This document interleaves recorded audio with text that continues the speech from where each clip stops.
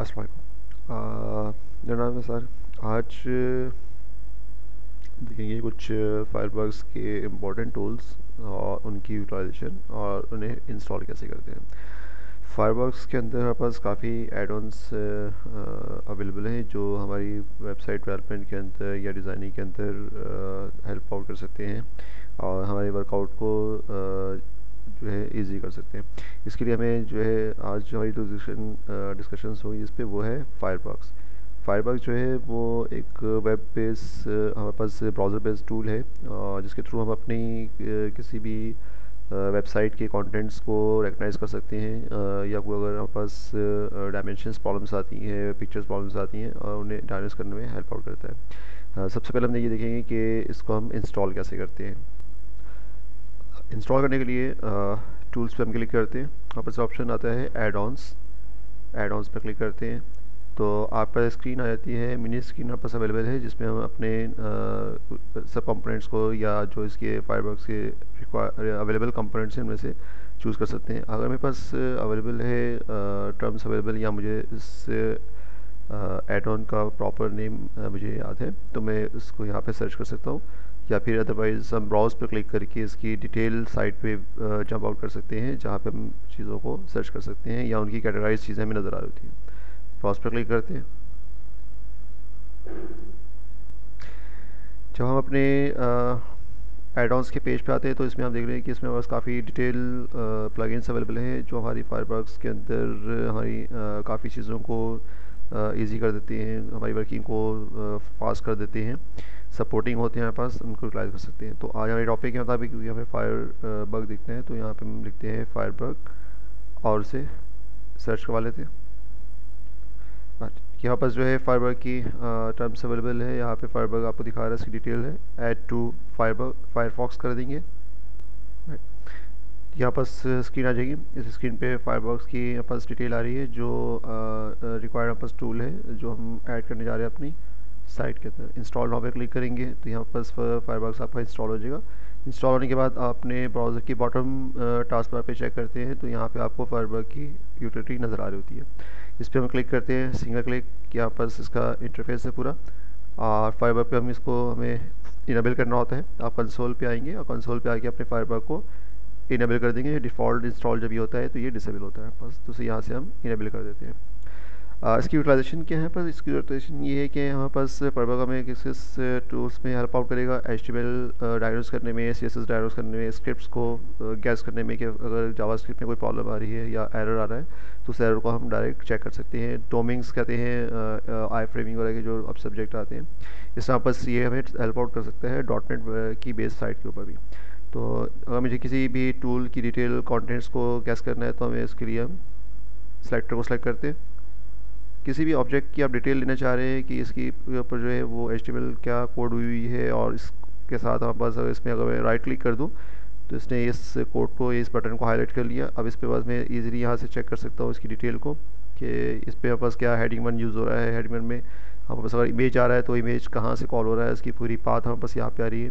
उस इमेज को कॉल करने के लिए क्या CSS यूज़ हो रही है। अब अगर मैं यही CSS यहाँ से कॉपी पेस्ट कर लूँ और इसे अपनी वेबसाइट में यूटिलाइज़ करना चाहूँ तो यही सेम बिहेवियर हमारे पास अपनी साइट पे भी हम कॉपी कर सकते हैं। इसका मतलब अगर हम किसी भी साइट पे अगर कोई चीज़ ऐसी देखते हैं जो हमें अच्छी लग रही है या उसका बिहेवियर अच्छा है और बिहेवियर हम अपनी साइट पे कॉपी करना चाह रहे हैं तो हमें पूरी साइट को स्टडी करने की ज़रूरत नहीं है, बल्कि हम इस टूल की हेल्प से उस स्पेसिफिक रिक्वायर्ड टूल को गेट करेंगे और उसे हम अपनी साइट पे कॉपी पेस्ट कर सकते हैं। उसकी CSS और उसके कंटेंट किस तरह कॉपी होते हैं, हम पास राइट क्लिक करेंगे, कॉपी HTML हम क्लिक करते हैं, ये हम ले जाएंगे। इस तरह से हम यहाँ पे क्लिक एंड ड्रैग से अपनी CSS को कॉपी पेस्ट करेंगे और अपनी CSS फाइल में पेस्ट कर देंगे तो ये हमारी सेम इसी बिहेवियर का जो बटन है हमारे पास हमारी साइट पे भी कॉपी पेस्ट हो जाएगा और वहाँ पे भी वर्किंग आउट कर रहा होगा।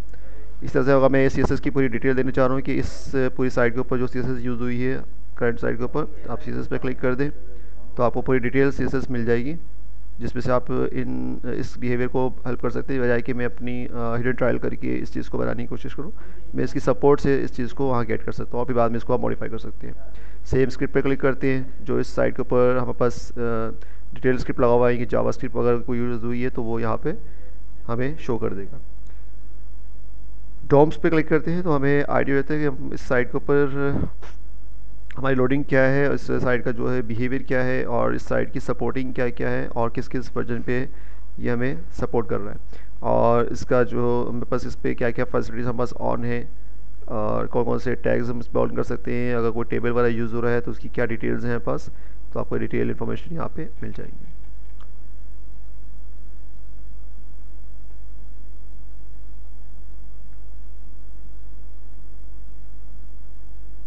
इस तरह से हम यहाँ पे टेक्स्ट साइज पे आते हैं। अगर मैं इसको डिक्रीज़ करना चाहूँ, इंक्रीज़ करना चाहूँ तो इंक्रीज़ कर सकते हैं, डिक्रीज़ करना चाहें डिक्रीज़ कर सकते हैं अपने कंटेंट को, ताकि आप इसको स्टडी करके इजी कर सकें।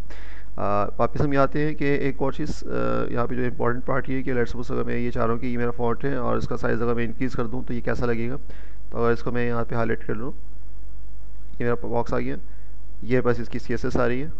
अगर CSS में अगर मैं क्लिक करता हूँ, ये मेरे पास फॉन्ट्स मेरे पास अवेलेबल है। अगर मैं यहाँ पे आता हूँ तो इस स्टाइल के अंदर जो CSS यूज़ हो रही है उसका बिहेवियर कुछ इस तरह से, ये बैकग्राउंड है, ठीक है, और इस बैकग्राउंड के अंदर जो हमारे पास मार्जिन यूज़ हो रहा है, फॉन्ट साइज़ 100% यूज़ हो रहा है। लेट्स सपोज मैं यहाँ पे अगर 110 प्रेस करके एंटर करता हूँ, इसको लोगों के मेरे पास अपनी साइड का फॉन्ट साइज़ इंक्रीज़ हो गया, बट मेरी ओरिजिनल साइड पे कोई इफेक्ट नहीं आया। लेकिन इसको मैं टेस्ट आउट कर सकता हूँ कि अगर मेरे साइज़ ये हो जाए, चेंज हो जाए, लेट्स सपोज इसका कलर चेंज करके देखना चाह रहे हैं कि मैं इसका जो है वो कलर, ये कलर नहीं मुझे चाहिए, कलर चेंज करना चाह रहे हैं, ब्लू नहीं चाहिए, ग्रीन चाहिए, कैसा लगेगा आप पास। मैं यहाँ पे इसकी फिगर चेंज करता हूँ, अप्लाई करते हैं। अगर ये हमारे पास बॉक्स के अंदर हमारा डेटा जो है वो अगर यूटिलाइज हो रहा है एज ए ग्राफिक तो फिर हम नहीं कर सकते। लेकिन अगर हमारे पास डॉम यानी कि हमारे पास कोई डिप वगैरह यूज़ हो रही है तो फिर हम इसको मॉडिफाई करके चेक कर सकते हैं। इसको जैसे हम यहाँ करते हैं, इस वाले लिंक को ले लेते हैं। अब इस हम लिंक पे हम आते हैं तो बॉटम पे आते हैं तो इसके अंदर हम देखते हैं कि इसका कलर यूज़ नहीं हुआ। तो हम ऐसे ही कोई कंटेंट सर्च करते हैं जिसपे हमारा कोई कंटेंट के ऊपर कलर यूज़ हो रहा। कलर है सेटिंग से किसी भी क्लास की मॉडिफिकेशन हम करके चेकआउट कर सकते हैं इसके साइट के ऊपर जो है। इसको हम अगर मॉडिफाई करें तो किस तरह से इफेक्ट हुआ। सपोज अगर मैं इस वाली साइड पे आते हैं, इसके अंदर पैडिंग यहाँ पर लेफ्ट पे 10 आ रही है, बट मैं देखना चाहूँगा मैं इसकी पैडिंग 12 कर दूँ तो क्या होगा, थोड़ी सी माइनर चेंजेस इसमें आ रही है पास। अगर पैडिंग जो है 22 कर दूंगा तो क्या होगा, पास एडजस्टमेंट कर सकते हैं यहाँ पे, और जो एग्जैक्ट आपको आउटपुट नज़र आ रही हो उसी को यहाँ से आप कॉपी पेस्ट करके अपने ओरिजिनल जो है डेटा पे एडजस्ट कर सकते हैं। तो ये आपस एक टेम्प्रेरी आउटपुट अब दिखा रहा है, इसका आपकी मेन साइड से कोई इफेक्ट नहीं होता बस। तो यहाँ से लेट्स सपोज इसको वापस 10 पिक्स कर देता हूँ, ये एडजस्ट हो गया पास 10 आ रहा है। इसको अगर मैं 10 करता हूँ, 12 करता हूँ तो बस फिगर क्या आती है। तो ये पूरी मॉडिफिकेशन आपके सामने लाइव हो रही है। जहाँ पर इसको परफेक्ट करते हैं, इस कोड को मैं यहाँ से कॉपी करूँगा और अपनी ओरिजिनल साइट पे जाके पेस्ट कर दूँगा CSS में, तो ये अपडेट हो जाएगी बस। इस तरह से अगर मैं अपने बटन की एडजस्टमेंट देखना चाह रहा हूँ कि ये बटन जो है वो मॉडिफाइड हो रहा है और वहाँ से एडजस्ट नहीं हो पा रहा, तो मैं यहाँ से सेट करके अपनी CSS में देखता हूँ कि यहाँ पर CSS में क्या चीज़ इसमें डिफाइन हुई हुई है पास, और इस क्लास के अंदर हम क्या इफेक्ट दे रहे हैं, क्या मॉडिफिकेशन हुई हैं यहाँ पास। यहाँ पे आते हैं तो हमारे पास जिस तरह से हम इसको ट्रेस करते जाते हैं वैसे यहाँ पास जो है वो आपकी CSS भी मैनेज होती जा रही होती है। इस तरह से हमें देखिए इसकी हाइट जो है वही आ रही है। मैं चाह रहा हूँ इसकी हाइट अगर सपोज अगर मैं 5 पे चेक करता हूँ तो हाइट इसकी देखिए इंक्रीज़ हो जाएगी बस। अगर इंक्रीज़ करके आप चेक कर सकते हैं, डिक्रीज़ करके चेक कर सकते हैं, तो आपके बॉक्स की आपकी हाइट जो है वो आपको मैनेज होती मिल जाएगी यहाँ पास। इसकी मैंने हाइट इन कर दी तो मेरे पास क्या होगा, ये कैप बढ़ गया। तो इस तरह हम अपनी किसी भी साइट की अगर लाइव मॉडिफिकेशन या उसको एडजस्टमेंट करना चाहें तो उसमें भी यहाँ पास ये टूल काफ़ी हेल्प आउट करता है।